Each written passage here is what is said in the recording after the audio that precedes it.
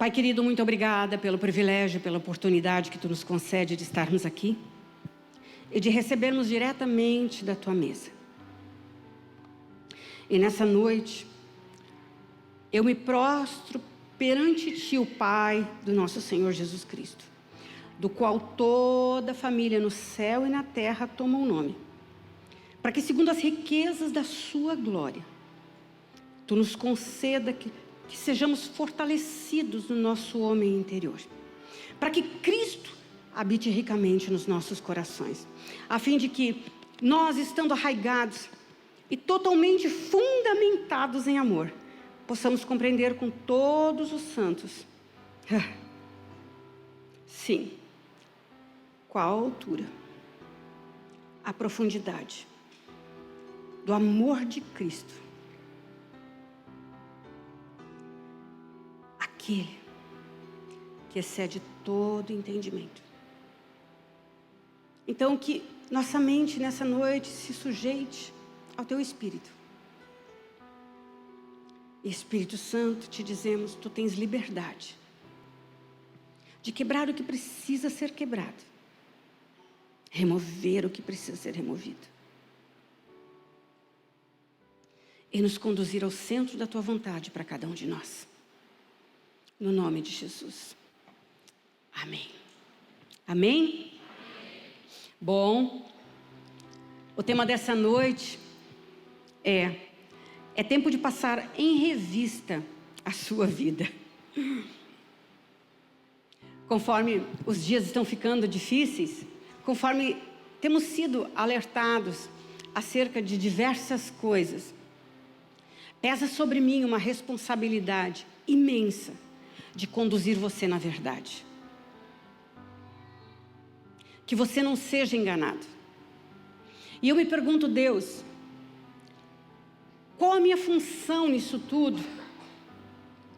No sentido de não permitir que algo venha acontecer a nível mundial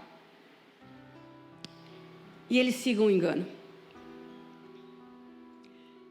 Eu entendi que eu não posso fazer nada. Eu só posso falar e falar de novo, e de novo, e de novo, e de novo. Porque a responsabilidade, ela é totalmente pessoal. Eu não posso. Você não vai ser salvo porque você é da Igreja Colheita. Não. Você vai ser salvo porque você teve um encontro com o Senhor.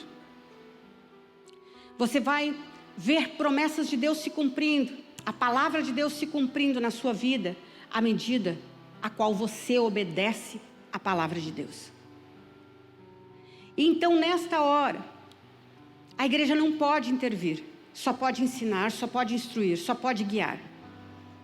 E ainda que batendo na mesma tecla, ainda que se tornando cansativo, como pastora, como colheita, como pastores,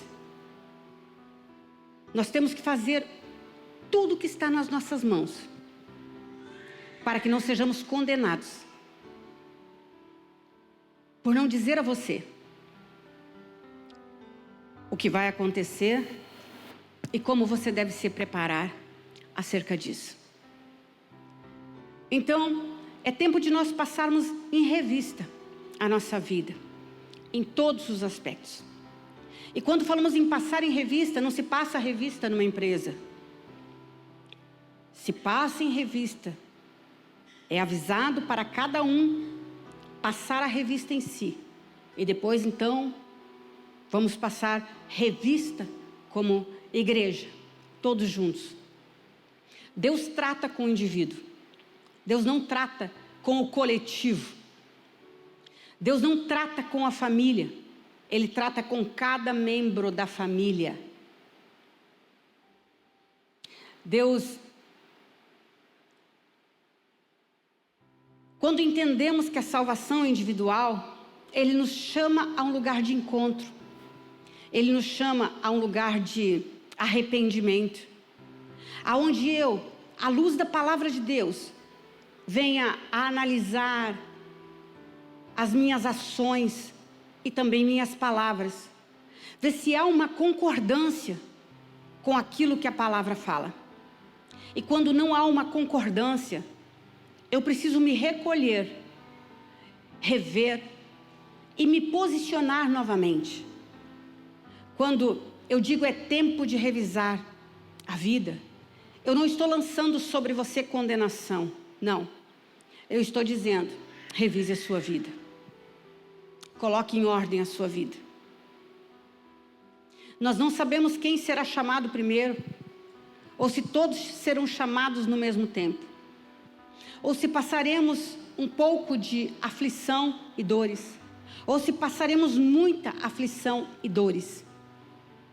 E como não sabemos isto de fato, porque cada teólogo tem um ponto de vista acerca disso, nós temos que nos preparar, porque a nossa integridade, ela nos salvará no dia em que vier um juízo sobre a terra.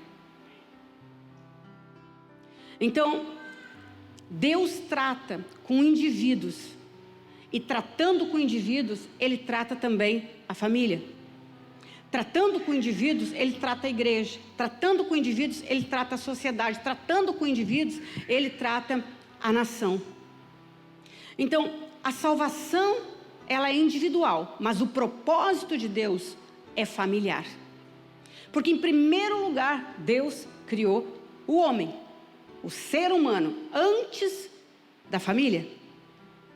Então, Deus pega e olha para o ser humano como um indivíduo, tanto para o marido, quanto para a mulher, quanto para os filhos.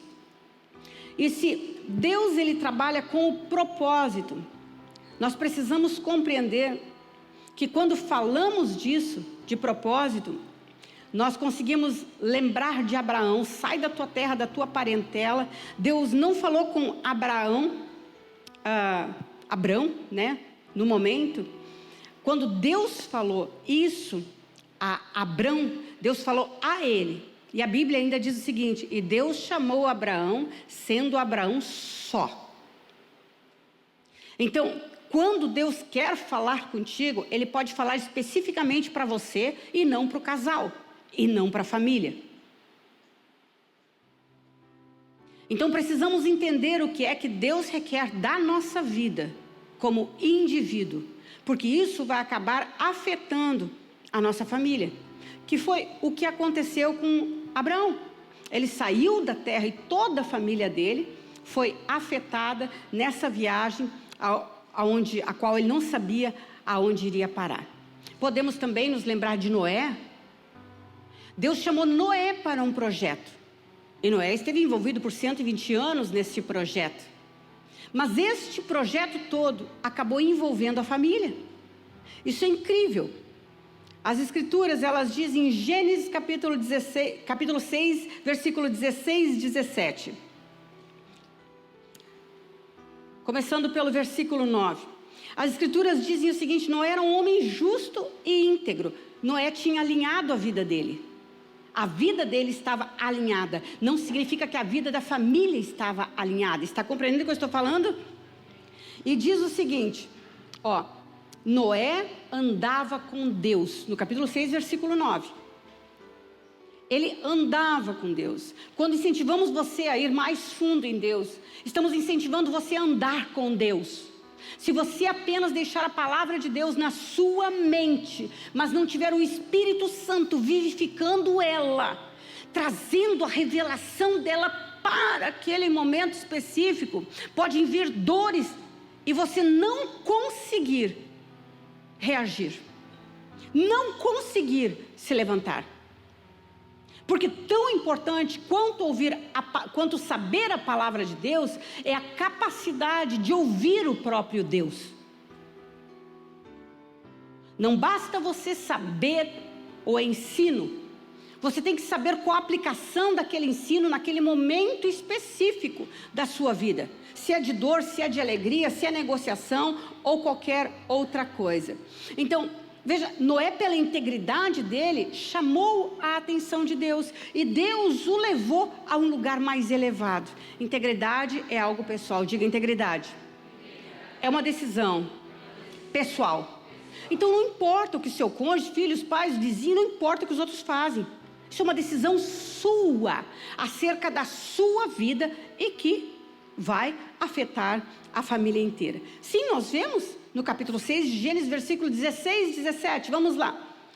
Deus dizendo a Noé: porque vou fazer um dilúvio de água sobre a terra para destruir todo ser em que há fôlego de vida debaixo dos céus. Olha só que absurdo, né?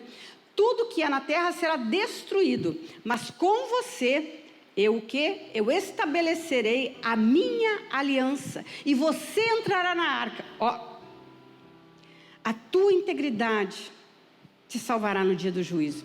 Queridos, princípios espirituais, eles afetam, você concordando ou não, eles afetam diretamente o mundo natural. Se há um justo, nós podemos chegar diante de Deus e dizer: se eu conseguir mais 50 comigo, mais 40, mais 20, mais 10, então Deus colocou na arca Noé e os seus filhos, a sua mulher e as mulheres dos seus filhos. Não foi apenas o núcleo familiar, aqui foi a família extensa. Todos na arca, por causa da integridade de um homem. Escute, igreja, cole numa pessoa íntegra. Escute, a pessoa que não é íntegra vai afundar você a hora que chover. A pessoa que é íntegra te livrará da enchente, te livrará da dor. Cole nesta pessoa, jovens, adolescentes. Nós conseguimos ver quem é íntegro em momentos de pressão, em momentos em que a oportunidade é exposta para que venhamos errar. E não precisamos escolher não errar nesse momento. Nós não erramos porque o erro não está dentro de nós, não faz parte do nosso DNA, não faz parte da nossa essência. Então, não diga assim: ah, mas é meu amigo, é minha amiga. Ah, mas aquela pessoa, sabe como é que é, né? Ah, não, mas isso nem dá bola, né? Não. A hora que chover sobre a terra, você pode ficar lá do lado de fora da arca, quando poderia estar do lado de dentro. Porque você fez escolhas. Então, a tua integridade salva a ti e salva a tua família. Quando eu estou falando aqui em passar em revista a vida, estou falando acerca disso. Analisa a tua vida. Porque aqueles que estão ao seu lado serão automaticamente lesados ou abençoados. Se você é diretor de empresa, tudo que está abaixo dessa cadeia hierárquica sofre um impacto direto, querendo ou não, de uma decisão superior. Família, igreja, tudo. Tudo. E não tem como escapar.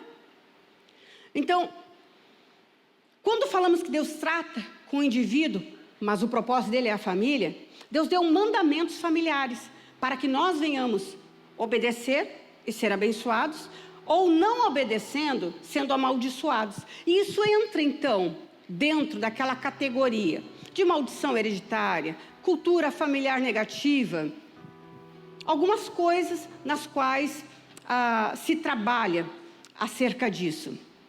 Então, desde que Deus instituiu a família, o Criador protegeu ela com uma cerca, e essa cerca aqui são leis. Leis, porque é interesse dele que a família seja preservada. A hora que acabar a família, o que será da igreja? A hora que acabar a igreja, o que será da família? Não existe como separar igreja e família, família e igreja. Isso é totalmente impossível. Então essa cerca toda são leis. E se seguirmos essas leis, essas regras divinas, nós seremos abençoados. Não seguindo, seremos amaldiçoados. É o que a palavra de Deus diz. Eu poderia dizer para vocês, se você não seguir, você não vai ser abençoado. A Bíblia diz que você vai ser amaldiçoado. Então, aquele evangelho suave, aquele evangelho doce, aquele evangelho que não te tira da zona de conforto, olha, os dias dele estão chegando ao fim. Para as igrejas sérias. Para as não sérias, os dias que estamos vivendo, vai aumentar cada vez mais a doçura.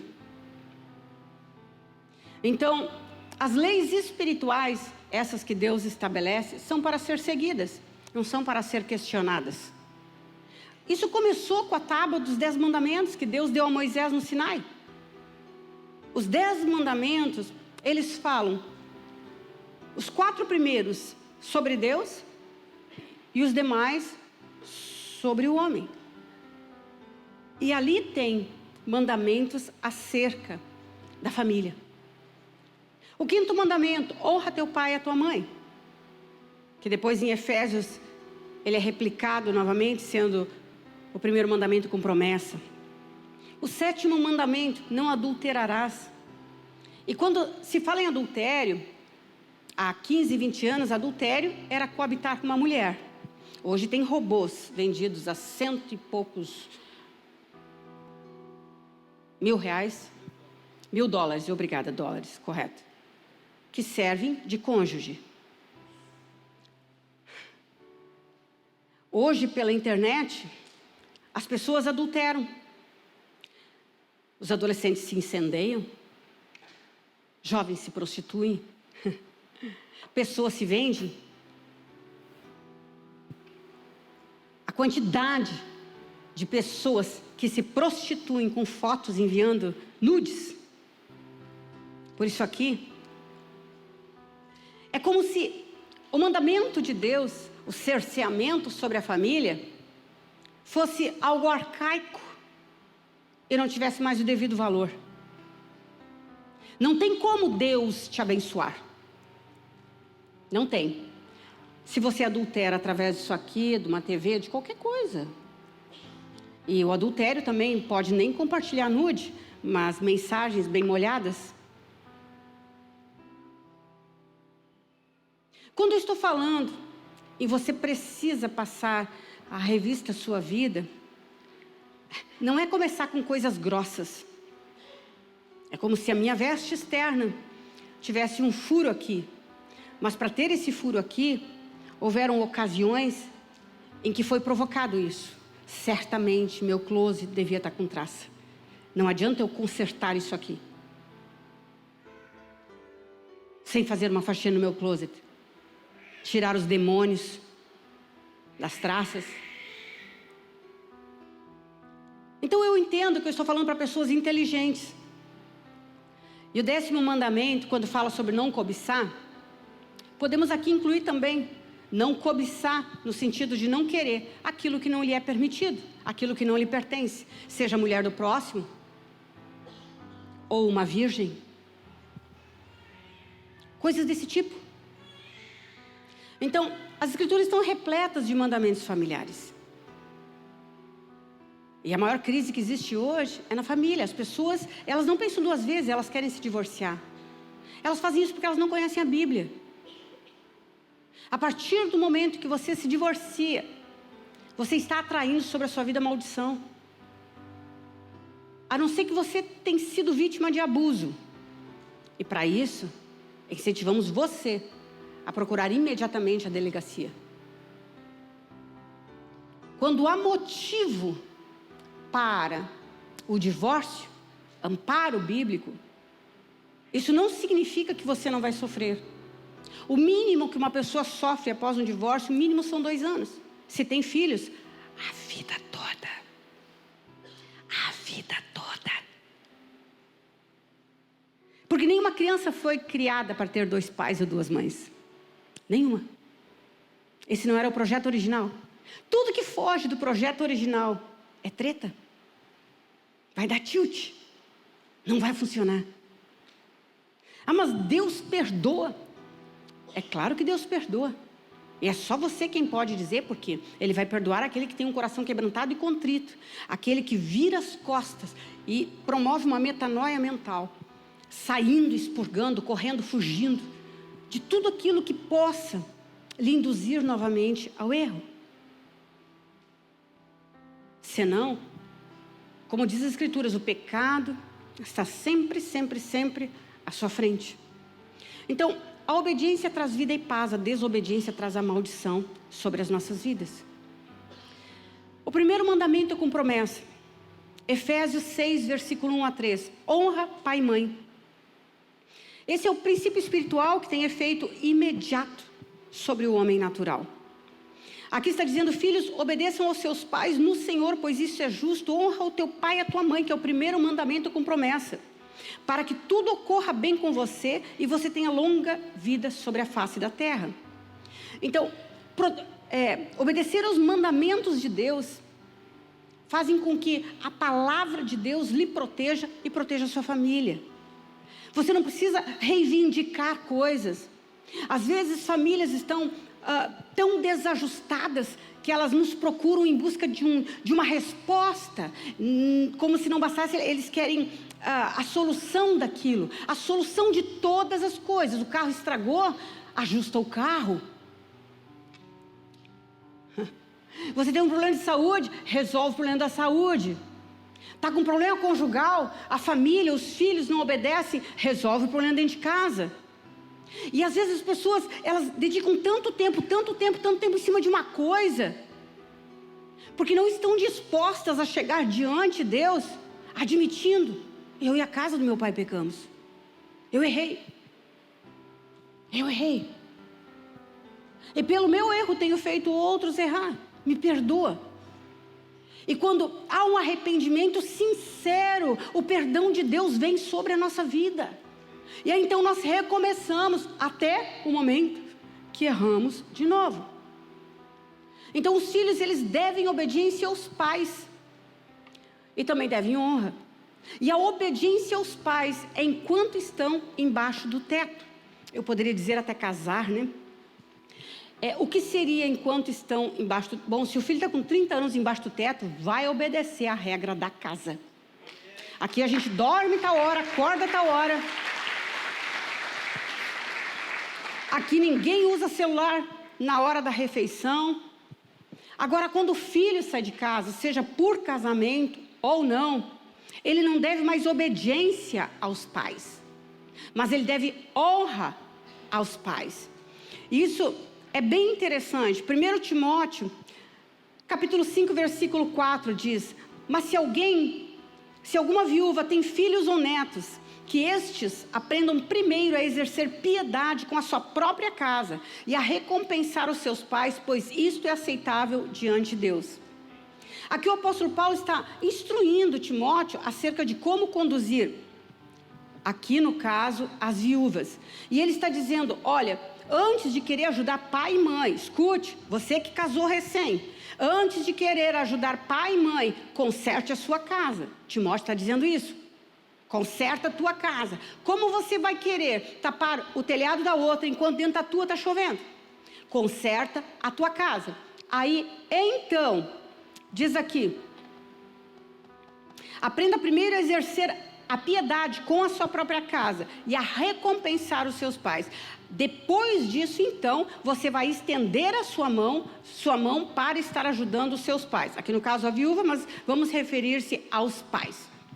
O fato de você ter casado não isenta você de socorrer os seus pais. Mas a sua família tem que estar suprida, porque você é um novo núcleo familiar. Deus trabalha com o núcleo familiar. Ele é o Deus de Abraão, de Isaac e de Jacó. Ele é o nosso Deus. Ele trabalha primeiramente com você, o núcleo familiar e a família extensa. Se você não está mais em casa, você deve honrar os pais. Porém, se os pais precisam de médico e não tem recursos, não tem meios de locomoção, é você quem tem que assumir esta briga junto com os demais irmãos. Nesse momento espera-se que tenham mais irmãos. O que, apesar, contudo, todavia, portanto, sabe-se que quando tem mais, sempre é um só que ajuda. Não queríamos que fosse assim, né? Então, o mandamento de Deus acerca dos pais para com os filhos, a ordem é de criá-los no temor do Senhor. A Bíblia ensina que a disciplina é a expressão de amor de Deus para conosco. Na terra, semelhantemente, a expressão de amor nossa para com os nossos filhos. Efésios 6,4: e vós pais não provoqueis seus filhos a ira, mas antes criá-los na admoestação e na disciplina do Senhor. 1 Timóteo, capítulo 3, 4 a 5, falando sobre aqueles que servem, os diáconos, aqueles que servem na casa do Senhor, que governem bem a sua própria casa, criando os filhos sob disciplina, com todo o respeito, pois quem não sabe governar a própria casa, não tem como governar a casa do Senhor. Acerca do marido, a Bíblia instrui, Efésios 5, 22 a 24. Efésios 5, 25. Maridos, cada um de vocês ame a sua esposa, como também Cristo amou a igreja e a si mesmo se entregou por ela.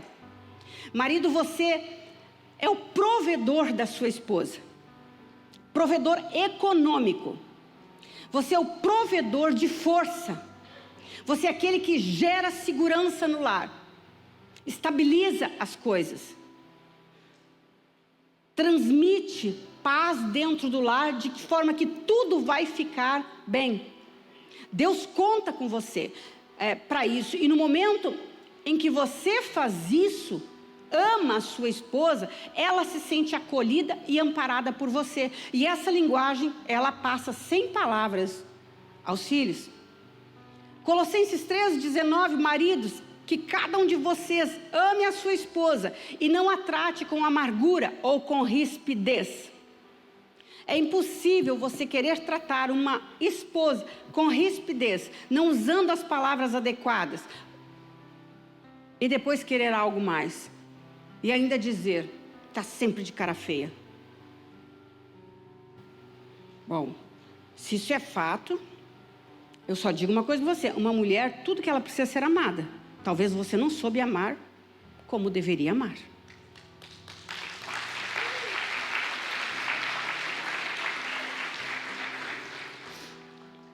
As esposas, porque aquele que ama, cuida, nutre, protege. As esposas, o que Deus diz? Esposas, que cada uma de vocês se sujeite ao seu próprio marido como ao Senhor. Porque o marido é o cabeça da esposa, como também Cristo é o cabeça da igreja, sendo Ele próprio o salvador do corpo. Como, porém, a igreja está sujeita a Cristo, assim também a esposa se sujeite em tudo ao seu marido. Aqui, um destaque, se sujeite em tudo ao seu marido. Aqui quando diz tudo, mulher, agora eu estou falando com você, tudo. Sexualmente, naturalmente, emocionalmente, espiritualmente, somente dentro de um padrão bíblico. Tudo que passa da Bíblia, você não pode aceitar e nem se sujeitar.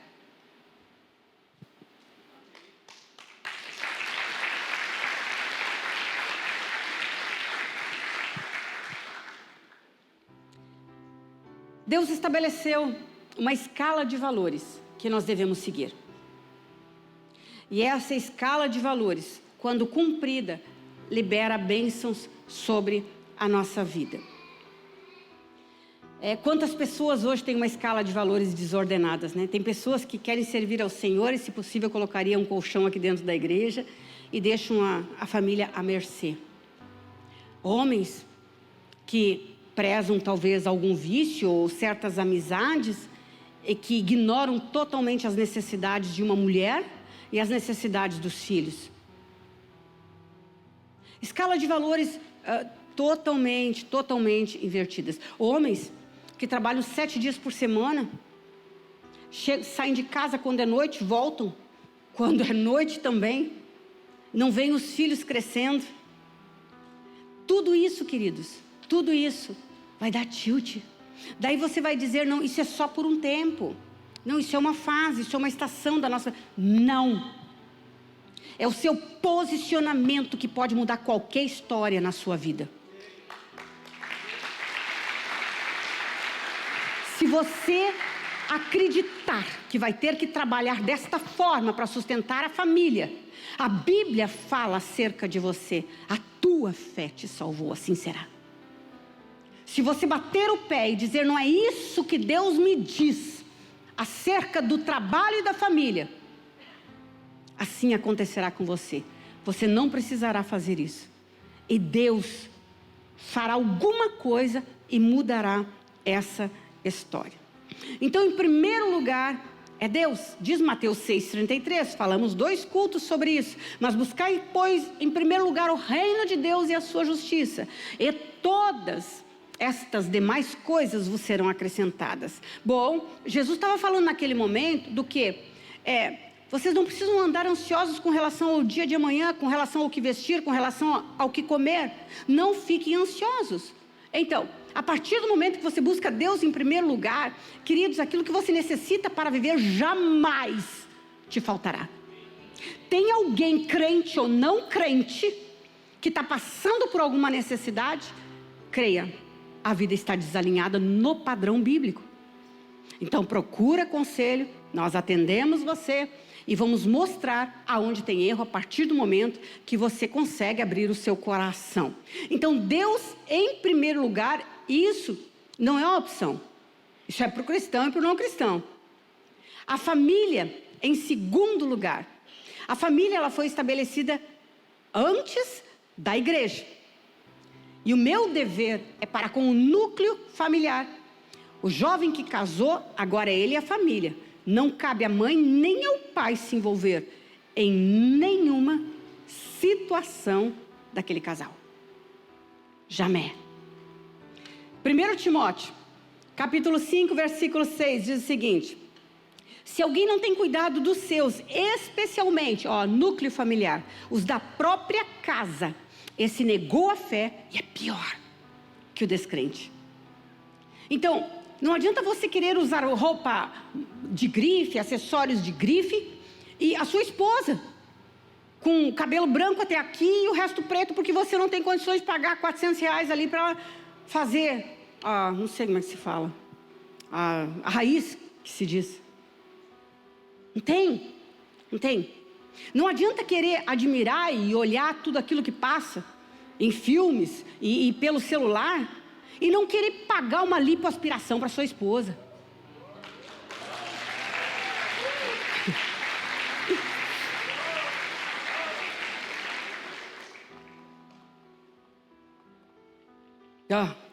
Eu me altero, eu ficaria aqui até meia-noite falando. Deixa eu deixar o sangue baixar um pouquinho. Em suma, não adianta você ter um carrão incrível, último ano, uma fera no asfalto.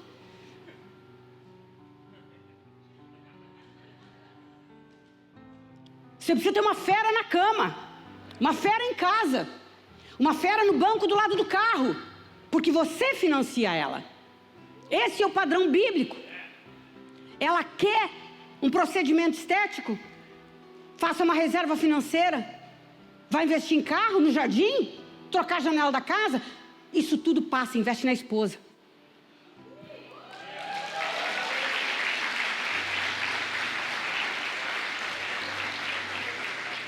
Mulheres, vocês me devem estas.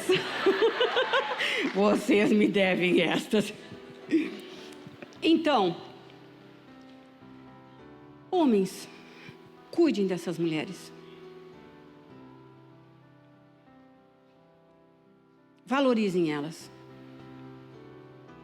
Amem elas, como diz a palavra. Adianta você estar cheirosinho, perfumadinho e ela está de forma qualquer, unha por fazer. E não é fácil. A mulher faz unha, tem que continuar limpando a casa, lavando calçada, lavando roupa, passando roupa, lavando louça, fazendo comida, cuidando dos filhos. Então, não tem essa história de você dizer 30 pila para fazer a unha. Não é 30. É 2 vezes por semana R$30. A não ser que você queira lavar louça. Diminuir para 1 vez por semana. Faz negociações, tudo isso é possível. Eles entendem, quando falam em dinheiro, eles entendem tão bem que você não tem ideia, sabe? Então, o apóstolo Paulo estava falando para a igreja, para os crentes, de que eles não poderiam negligenciar o lar, eles não poderiam negligenciar a família. Então não adianta você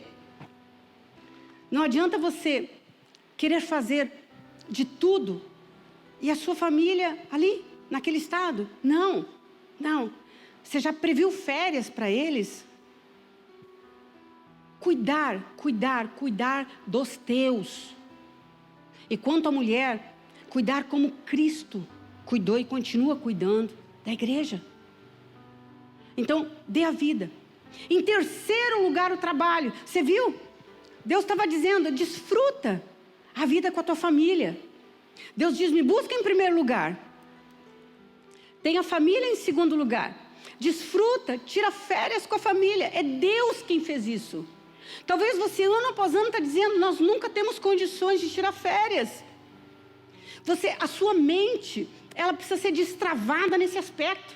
Se você acreditar, assim sempre será. Mas se você acreditar que tão importante quanto as crianças ir para a escola é a família ir para as férias, assim será na sua vida. E você terá o recurso sem perceber. Daqui a pouco tudo estará completamente alinhado. Então, adianta você trabalhar de sol a sol e perder a família? Trabalhar de sol a sol e perder os seus filhos pequenos, a melhor faixa etária da vida deles, até os 10 anos. Homem, você é o herói do seu filho. Depois dos 10, meu filho, não é mais.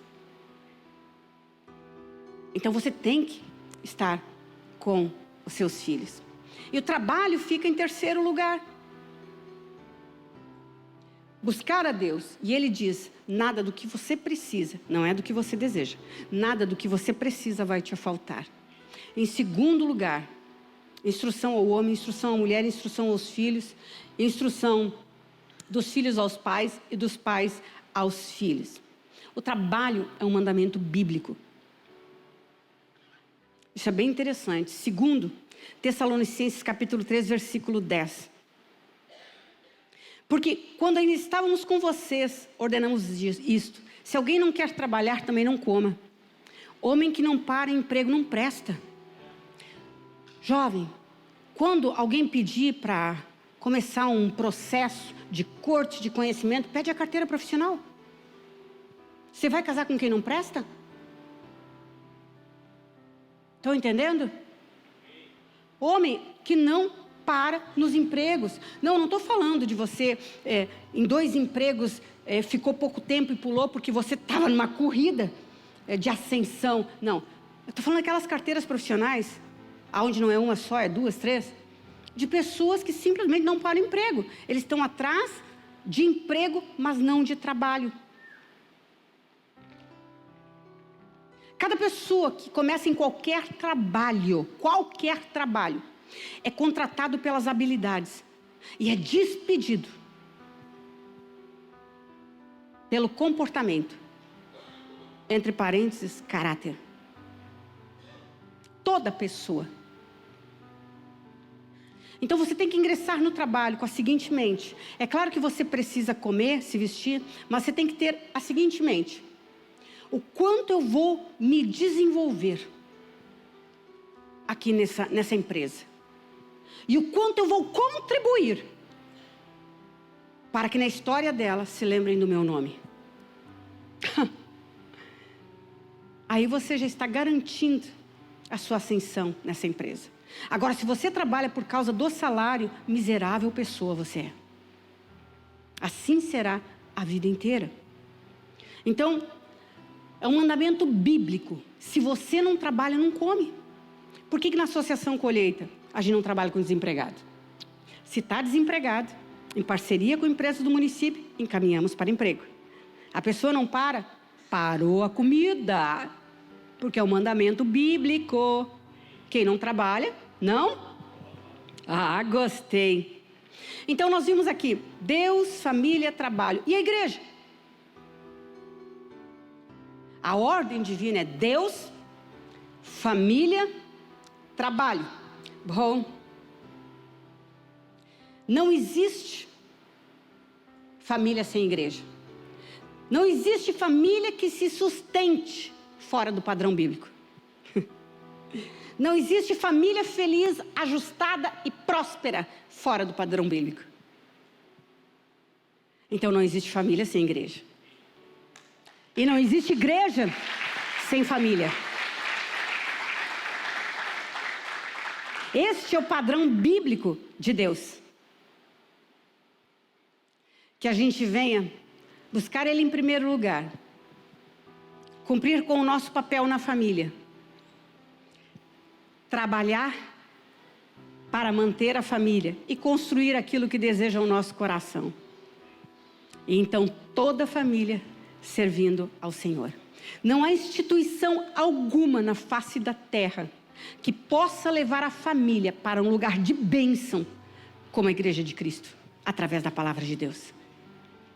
Não há tratamento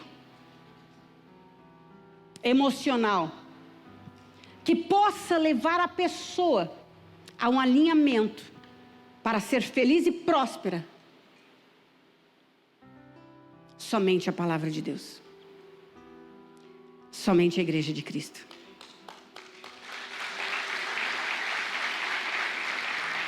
E diante disso, você tem que se considerar bem-aventurado. Mais que feliz, feliz 2 vezes. Por fazer parte da nossa igreja. Por fazer parte da Igreja de Cristo. Por ser membro do corpo universal, aonde Cristo é o cabeça. Vamos nos colocar em pé nesse momento.